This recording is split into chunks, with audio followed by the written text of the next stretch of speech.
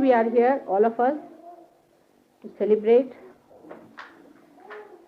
a 4-day festival called as Diwali. Diwali, it comes from the word Dipali in Sanskrit.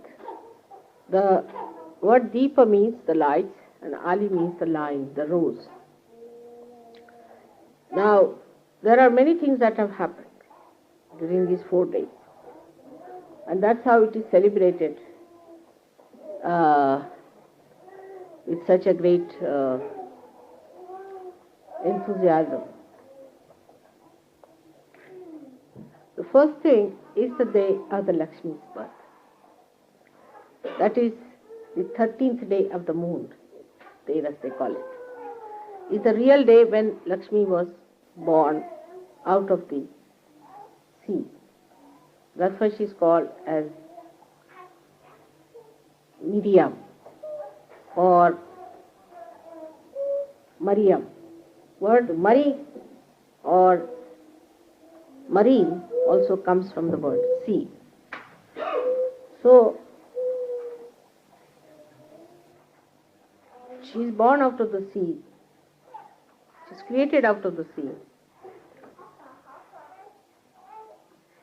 And the wealth of the sea, so far, thank God, human beings have not yet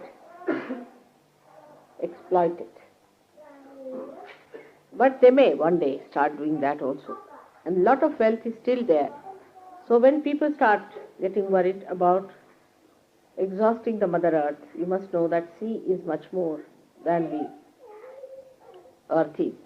So nothing is exhausted. Since there is such a lot reserved for you, and one should not worry. Thank you.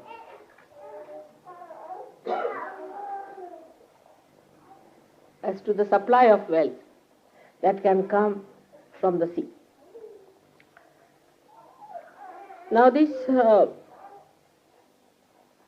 Lakshmi is the goddess who stands on the lotus. She represents all the well-being, the wealth,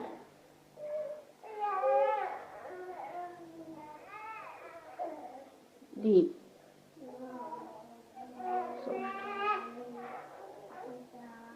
glory of wealth,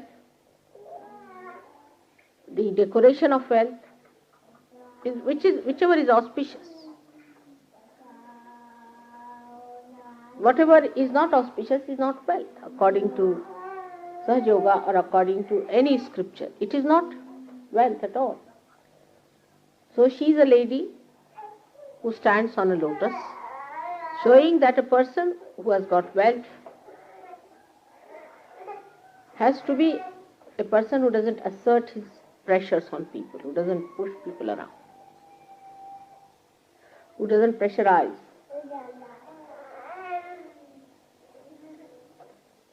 And then she's a lady, she's a mother. So, wealth is the first opening to our seeking.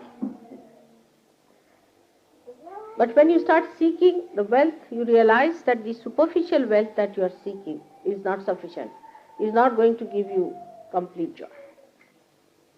So you start seeking the deeper wealth. As I said that on the Mother Earth you have exploited all that is possible, still there deep down in the sea, a lot of wealth is still there. So then the seeking moves towards the deeper seeking. So the same Lakshmi becomes Mahalakshmi. When you start expanding yourself to higher and deeper valuable things, then this Lakshmi doesn't lure you much.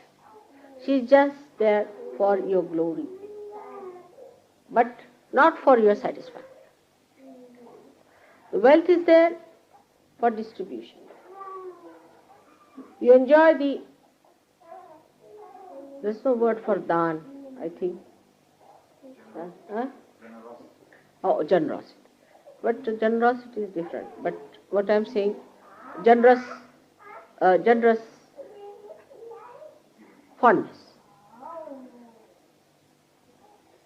It's a fondness, you see. that you should be generous.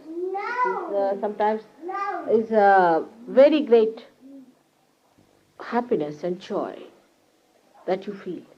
That is the greatest when you are generous, when you give away. That's a fondness. That's a kind of a human expression of one's own being, that you want to be generous. And this generosity only can come when Mahalakshmi principle is born in you. But at Lakshmi principle also, she stands like this. Her hand is like this one, as giving. And the another is like this. So miserliness is not a sign of wealth. I mean, if you are miserly, that means you are not wealthy. If you are really wealthy, why will you be miserly? A simple question is there.